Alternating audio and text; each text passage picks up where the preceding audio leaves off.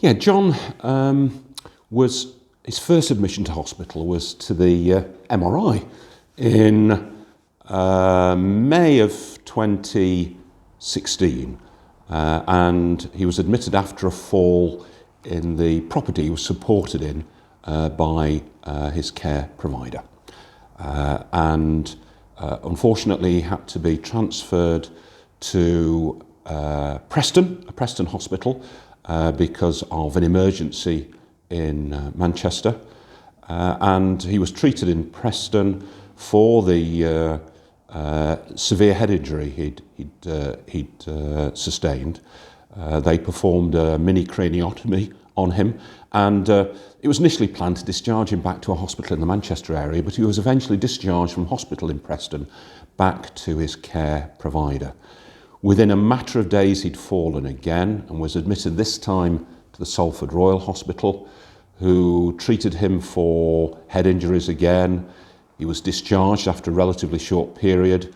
Within, again, a matter of days, he was admitted again, now for a third time after a fall, and again discharged quickly before being admitted to the Salford Royal Hospital again. So in the process of about 3 weeks or so, he'd been admitted to hospital 4 times, discharged quickly and then readmitted on 3 of those occasions.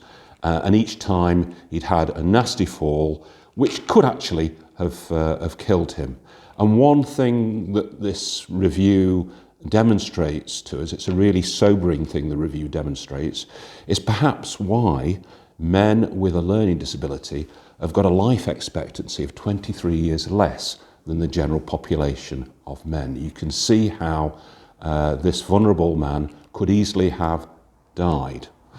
Now, why did he go into hospital in the first place? Well, he'd been to see he was supported to go and see his GP because he was having difficulty in sleeping, and he was prescribed medication which had a sedating effect on him.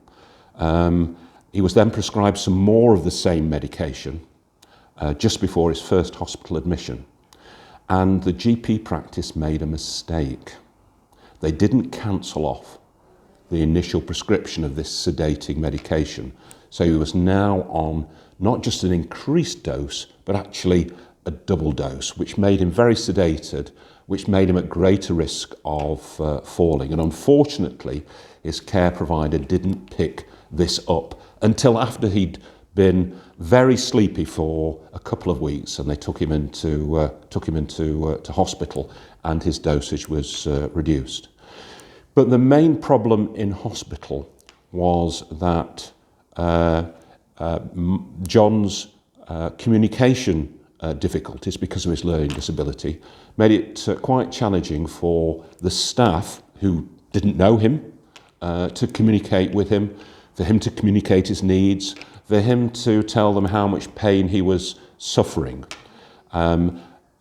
People like John should have a hospital passport which describes their needs, describes how best to communicate with them, but John's hospital passport wasn't up to date and wasn't provided to the hospital until I think the 3rd or possibly the 4th admission. And during one hospital admission, I counted that he'd been seen by 33 different members of staff, none of whom knew him and had become attuned to his needs and the way he communicated. Hospitals were slow to assess his mental capacity and consider whether his liberty might be being deprived of his liberty in hospital. And they were quick to discharge him when they considered him to be medically fit for discharge, but didn't think sufficiently about the place they were discharging him to, i.e.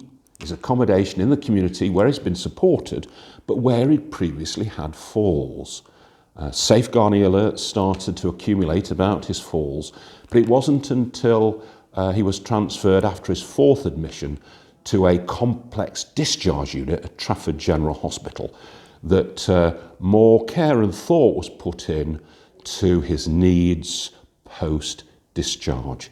And he was ultimately provided with safer accommodation, ground level accommodation, where his risk of falling could be better managed.